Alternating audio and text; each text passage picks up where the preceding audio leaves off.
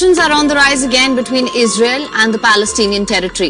In the latest, Israel has carried out its first airstrikes on the Gaza Strip in months. The strikes are said to be in response to a rocket fired from the Palestinian enclave. ناظرین کرام، Hamas نے اسرائیل پر missile داغ دیا ہے۔ جواب میں اسرائیلی کتوں نے غزہ پر شدید بمباری کی، جس نے حالات کو مزید کشیدہ بنا دیا ہے۔ حماس کے سربراہ نے گزشتہ روز کیا اعلان کیا؟ کیا اسرائیل اور حماس کے مابین ایک بار پھر سے جنگ چھڑنے والی ہے؟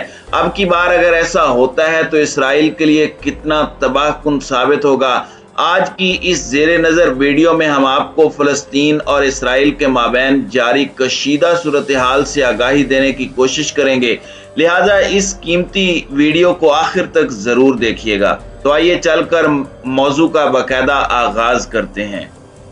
ناظرین کرام، یہ بات پوری دنیا جانتی ہے کہ فلسطینیوں کے خلاف اسرائیلی پولیس اور فوج بہانے سے کارروائی کرتی رہتی ہے۔ مسجد اقصی میں داخل ہو کر فلسطینیوں کے خلاف اسرائیلی پولیس کی حالیہ کارروائی کوئی حیرت کی بات نہیں۔ حیرت اس بات پر بھی نہیں ہے کہ چند ایک مسلم ممالک نے اس واقعے کی مذمت کر کے رسم مذمت ادا کی اور مسلمانوں کی آزادی کی باتیں کرنے والے عالمی لیڈران نے لب کشائی کی زحمت بھی گوارا نہیں کی۔ گزشتہ چند روز سے فلسطین لہو لہان ہے اور اسرائیلی فوج بربریت کی نئی داستانیں رقم کر رہی ہے۔ رمضان المبارک کے پہلے جمعے سے شروع ہونے والا یہ تصادم خوفناک صورتحال اختیار کر چکا ہے اور اسرائیلی فورسز نے مسلم علاقوں پر ڈائریکٹ بمباری شروع کر دی ہے، جس سے آپ اندازہ لگا سکتے ہیں کہ حالات کس جانب جا رہے ہیں۔ گزشتہ روز یہ خبر سامنے آئی کہ اسرائیلی جارحیت کو دیکھتے ہوئے حماس سے تعلق رکھنے والے ایک مزاحمتی گروہ نے اسرائیل پر میزائل داغا، جس کے نتیجے میں اسرائیل کو شدید نقصان اٹھانا پڑا۔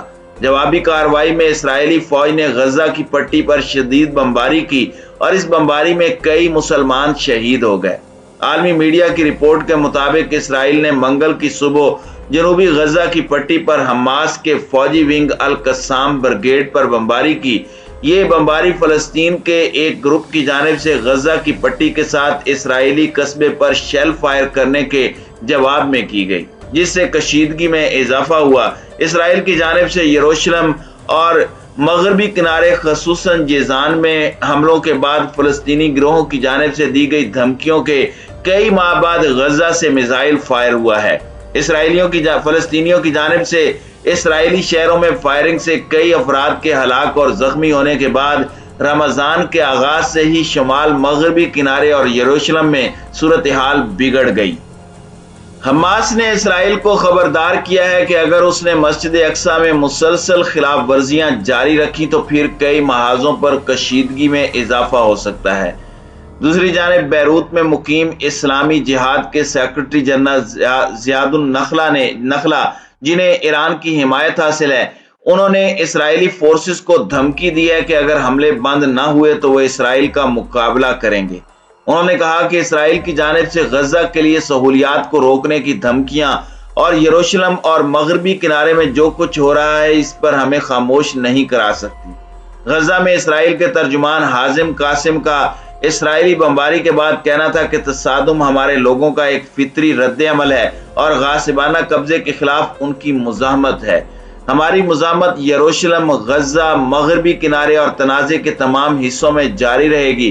اسرائیل کی جانب سے کچھ خالی جگہوں پر کی گئی بمباری ہمارے فلسطینی عوام کو یروشلم شہر اور مسجد اقصی کے دفاع سے روکنے کی ناکام کوشش ہے۔ دوسری جانب ایک اور اہم خبر یہ بھی ہے کہ اسرائیلی سیکیورٹی کے حوالے سے 19 اپریل کو جاری ہونے والی ایک رپورٹ نے اسرائیلی حکومت اور سیکیورٹی اداروں کو بوکھلاہٹ میں مبتلا کر دیا ہے۔ رپورٹ میں انکشاف کیا گیا کہ اسرائیلی سیکیورٹی ادارے یہ صلاحیت اور تیاری نہیں رکھتے کہ فلسطینیوں کے ساتھ جھڑپوں کو روک سکیں۔ یہ جھڑپیں گرین لائن کے اندر 1948 کے فلسطینی قصبوں تک پھیل سکتی ہیں۔ یہ رپورٹ ایک ایسے وقت میں سامنے آئی ہے جب اسرائیلی وزیر اعظم نفتالی بینٹ نے اپنی حکومت کے اس فیصلے پر فخر کا اظہار کیا کہ سیکیورٹی اداروں کو مقبوضہ فلسطین میں سیکیورٹی جارحیت کا مقابلہ کرنے کے لیے پوری آزادی دے دی گئی ہے۔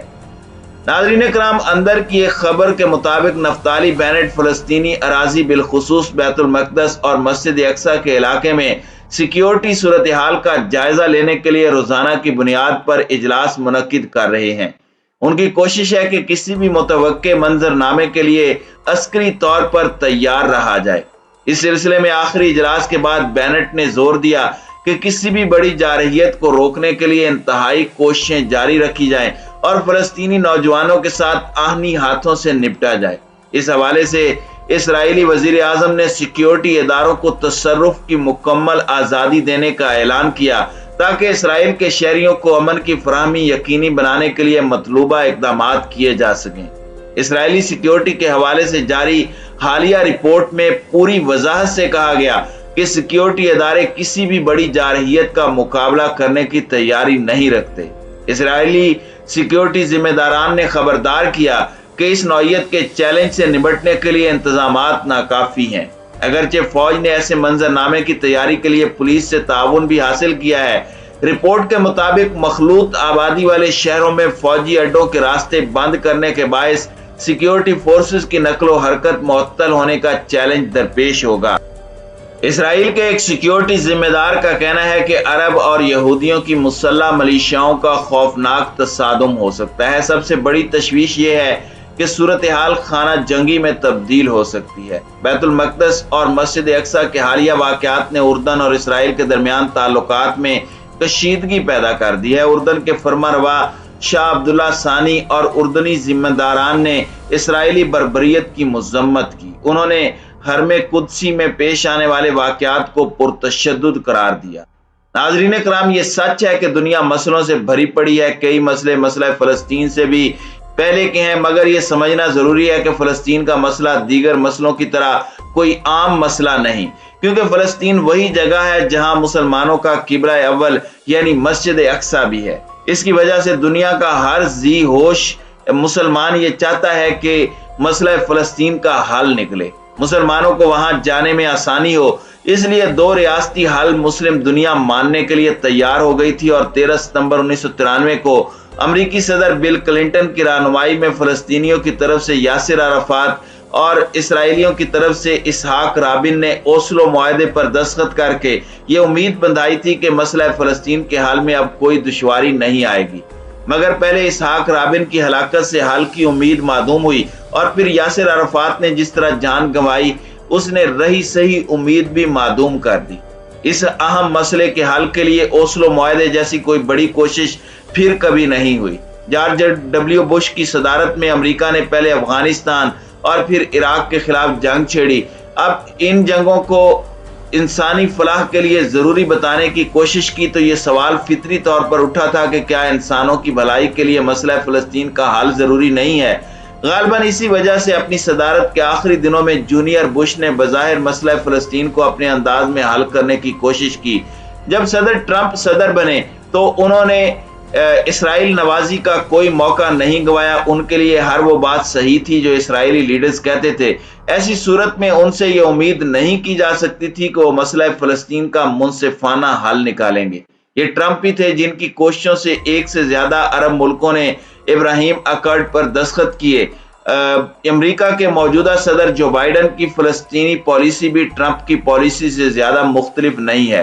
اس لیے یہ بات نہیں سوچی جا سکتی کہ مسجد اقصی کے واقعے پر ان کی حکومت کوئی سخت موقف اپنائے گی۔ یہ بات بھی نہیں سوچی جا سکتی کہ اس طرح کے واقعے کا اثر اسرائیل کے ان عرب ملکوں سے تعلقات پر پڑے گا جن کے لیے ان کی دوستی بڑی اہمیت کی حامل ہے۔ مگر یہ بات طے ہے کہ اس طرح کے اثر عرب ممالک میں بسنے والے مسلمانوں پر اچھا نہیں پڑے گا۔ اب دیکھنا یہ ہے کہ آنے والے دنوں میں یہ کشیدگی کیا رخ اختیار کرتی ہے اور مسلم لیڈران کیا فیصلہ کرتے ہیں۔